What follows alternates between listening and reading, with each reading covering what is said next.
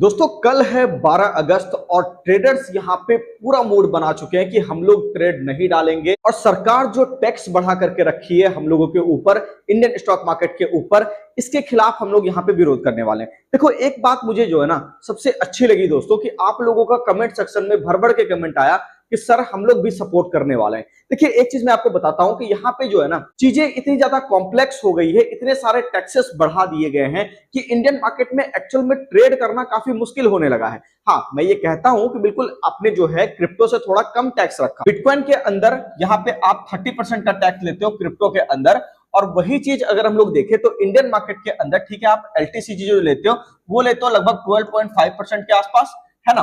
और एसटीसीजी जो आप यहाँ पे लेते हो वो लेते हो आप 20% के आसपास। मतलब कि अगर आप कहोगे तो ठीक है आपने क्रिप्टो से थोड़ा सस्ता इंडियन मार्केट को रखा, लेकिन मुझे लगता है ये परसेंटेज भी ना ज्यादा है, गवर्नमेंट को इस पर सोचना चाहिए। ठीक है चलो मान लेता हूं कि आपको एलटीसीजी है ना या फिर एसटीसीजी यहाँ पे आपको रखना है, इसमें कोई दिक्कत वाली बात नहीं है। लेकिन इसके साथ साथ आप एसटीटी क्यों रखे हुए हो? क्योंकि एसटीटी तो आप तभी ले लेते हो ना जब हम लोग शेयर्स को सेल करते हैं, जितना अपना टर्नओवर होता है उसके हिसाब से आप एसटीटी चार्ज कर देते हो। तो यहाँ पे अगर हम लोग लॉस में रह करके भी यहाँ पे हम लोग जो है आपको टैक्सेस पे कर रहे हैं, तो फिर ये एलटीसीजी और एसटीसीजी का ये आपने लोचा करा ही क्यों? या तो आप केवल इसको रख लो या फिर आप केवल इसको रख लो, है ना। आप जानबूझ करके ये कर रहे हो कि ठीक है चलो क्रिप्टो के अंदर लोग ना जाए 30% का टैक्स स्लैब में उसको डाल करके रख दिए, और लीगैलिटी के ऊपर भी अभी तक जो है चली रहा है कहानी, लीगल है इलीगल है क्या है किसी को नहीं पता। बस आपने कहा फ्लैट 30% क्रिप्टो टैक्स दो, सारे लोग देने लग गए। तो ये बहुत सारी कॉम्प्लेक्सिटी जो है दोस्तों यहाँ पे है। और सबसे अच्छी बात मुझे ये लगी कि पिछले 10 सालों के अंदर मार्केट में लगभग 10 से 11 साल मुझे हो गए, 10 से 11 साल के बीच में मैंने इस तरह का प्रोटेस्ट रियली बता रहा हूं नहीं देखा, और इस तरह का जो सपोर्ट आप लोग कर रहे हो ना ये मैंने मतलब अभी तक नहीं देखा।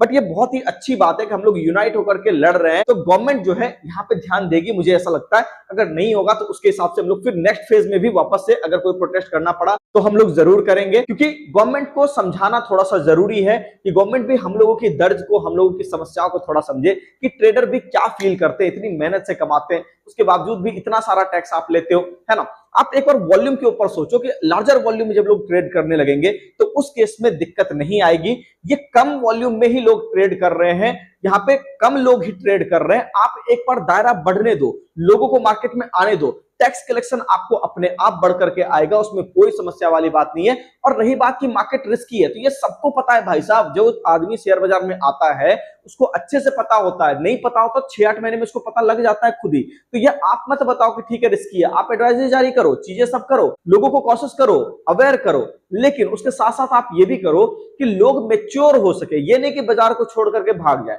बाकी आप सभी का सपोर्ट मिल रहा है, ये बहुत अच्छी बात है। बाकी कल हम लोग ट्रेड नहीं डालने वाले हैं, आप क्या करने वाले हो ये भी कमेंट सेक्शन में जरूर बताइए।